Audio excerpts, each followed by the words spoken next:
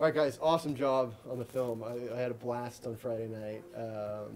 Packed house and just a fun time. So, I'm just wondering, as a director, I mean, how do you know this is a story you want to tell, and how do you know this is the brutal visuals you want to show? How do I know? Well, I grew up watching crazy genre films. Me and my best friend John Davies, who's the writer of the film, we've grown up since first grade, and we discovered the love for cinema at the same time together. And we used to scourge all the pawn shops back home in Dartmouth, Nova Scotia, for crazy genre films. And we used my parents' backyard shed as our little screening room.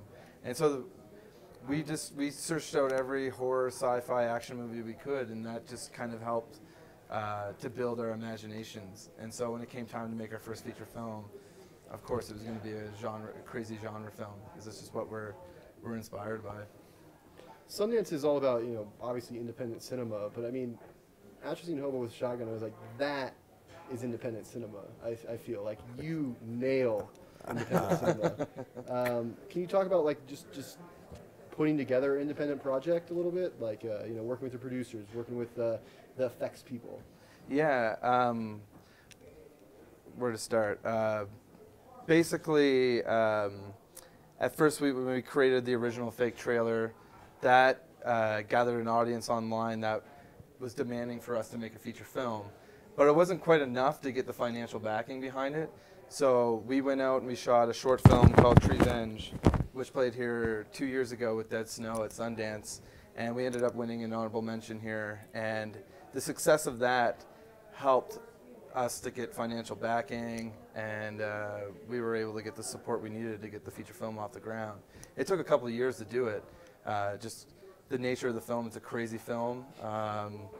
And the way you do things back in Canada with most features is that you have government funding behind your film. Mm-hmm. And we had a pretty risky film that's not for everybody, so it's a little tough to get everyone on board for such a crazy idea. And when people saw how we were handling violence and action with our short film, they saw that it's a little tongue-in-cheek and that, audiences could maybe handle it a little bit. But Hobo, I think we kind of took it in a crazier direction than Treevenge, and it could be a little bit more intense. But we just wanted to make a crazy movie, and somehow we got financial backing to make it. And so how did you get involved in the project?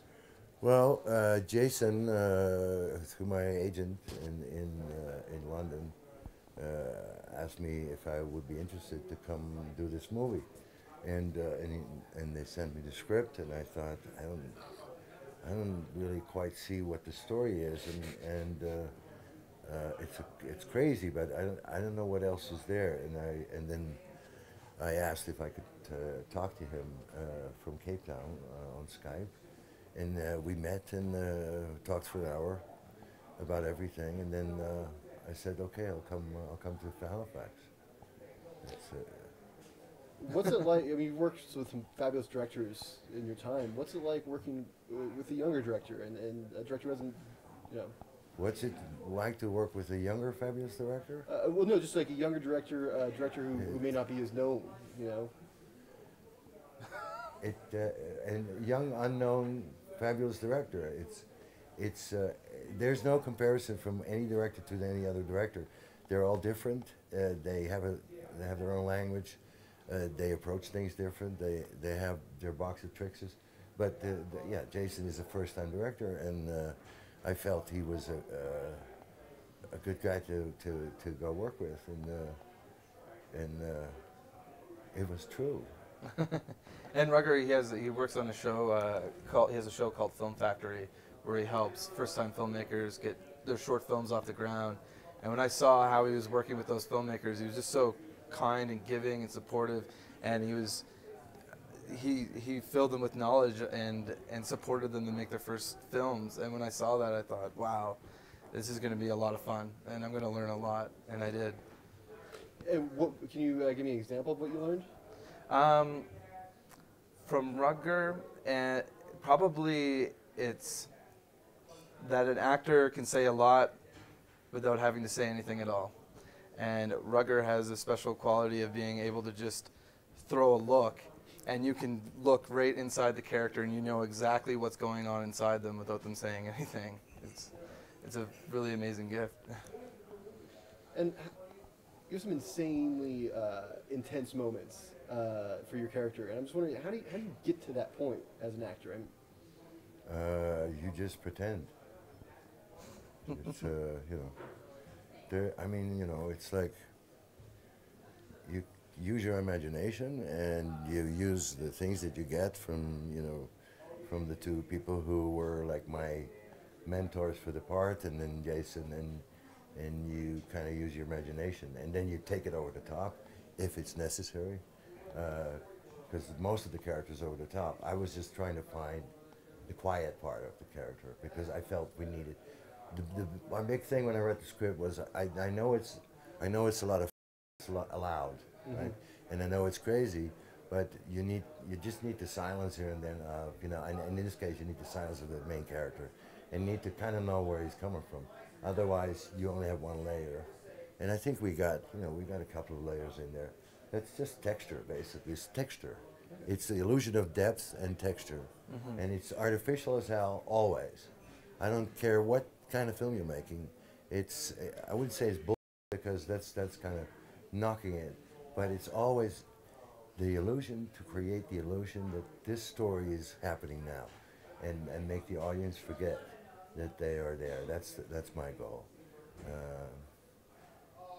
Yeah, we had a blast. It was an excuse to make a film. We didn't think this was going to find a release, but we found the money to make the film. So, and then suddenly, you know, it has a release before you even get to Sundance. So we're here, like, basically enjoying ourselves and going for the ride that you give us, and we have nothing to lose. And then the audience taking it so well.